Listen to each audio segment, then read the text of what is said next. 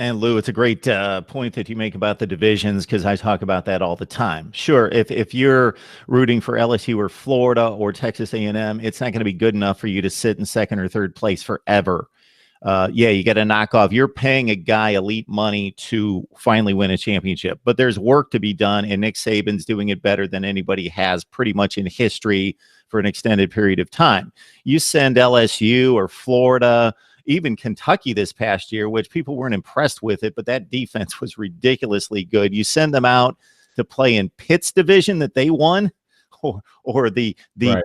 the Pac-12 South, or like you mentioned, the Big Ten West, which I think has a lot of teams that are building, but nowhere close to the likes of the LSU, Texas A&M, and Florida type programs.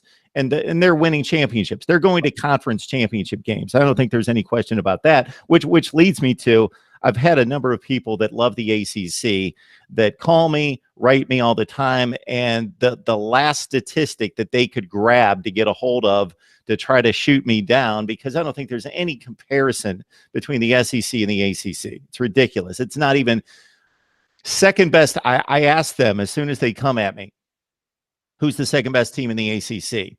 Well, Florida State and Miami are down. They were both pretty awful, especially Florida State last year. Who's your second best team? Well, your second best team record-wise last year was Syracuse. Now, don't tell me that Syracuse can play with Florida, Kentucky, LSU, Texas A&M, Mississippi. They're just not. They're not that good.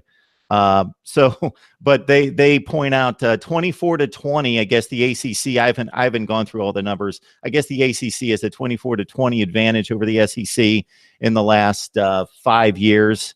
But they don't put it into context. When you got Kentucky and Louisville playing every year, and you've got Florida State, and before this past year, Louisville was better than Kentucky, and Florida State was better than Florida, then if you got these locked-in matchups, that's what you're going to get. But do you see any comparison between those two conferences? No, not in 2018. Now, there was a 3 or 4 year stretch there from around 2012, 2013, around the time Jameis Winston got to Florida State through maybe 2016 or so. Yep. The ACC was pretty good. I mean, you had Florida State, of course, winning a national title and winning, 10, 11 games, and Clemson was sort of starting their ascension up to where they are now. UNC even had a pretty good year in there one year. NC State was good a couple of years ago. And then, of course, you had Clemson beating South Carolina a bunch of times in a row, Florida State beating Florida a bunch of times in a row. Louisville got the better of Kentucky a time or two. So you had that big weekend at the end of the year where the SEC was losing a bunch of games to the ACC. And so it was easy to sort of point at that. But last year, I mean, there's no way anybody can, with a straight face, say the ACC was anywhere near the SEC last year. I mean, it just wasn't. And you can always find us one or two stats here or there to cherry pick to try to prove whatever argument it is you're trying to prove. Like, the Big 12 people, well, we were 3-1 in bowl games against the SEC. Okay. You're not a better conference than the SEC. I mean, bowl record aside, congratulations. You got some good matchups and you won.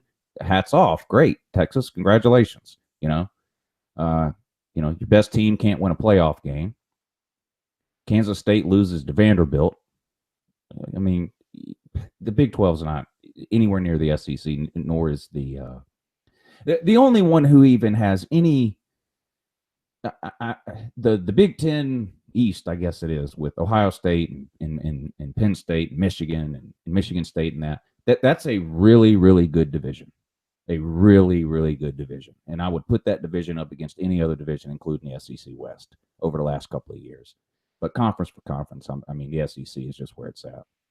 Yeah, so I had to point out for these people also, Clemson won 8 of those 24 games all by themselves.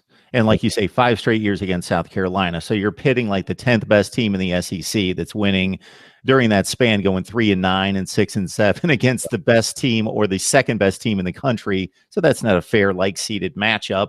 And then Clemson's playing Auburn and Texas A&M, which were good, but they're losing 4 and 5 games a year, and Clemson's one of the 2 best teams in the country. So they're not like-seeded matchups. You can't just say we went 24-20 against you. We're better.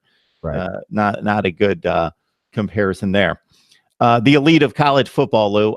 obviously Alabama, Clemson, right behind. I'm thinking Ohio State, Georgia, Oklahoma, and there's a mess after that.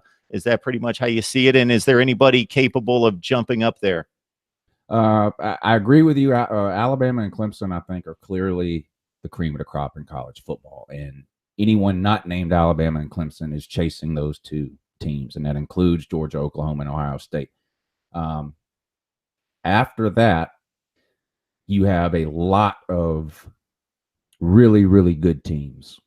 But it's hard for me to understand how anyone could put those five teams that you named. It would be hard for me to understand how anybody could rank any other team ahead of any of those five. Not debating the order of, well, is Georgia third or Oklahoma or what?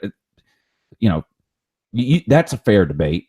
But like trying to tell me Michigan is in better shape right now than Georgia or Oklahoma or Ohio State, no.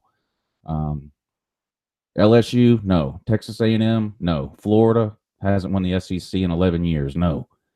I mean, so yeah, it's those two, and then it's those three, and then it's 10, 15, 20 teams, whatever you want to name, pick out the best 3 or 4 from each conference after that and shuffle those up, and that's your top 20 teams. But to me, those 5 are clearly in the best situation right now.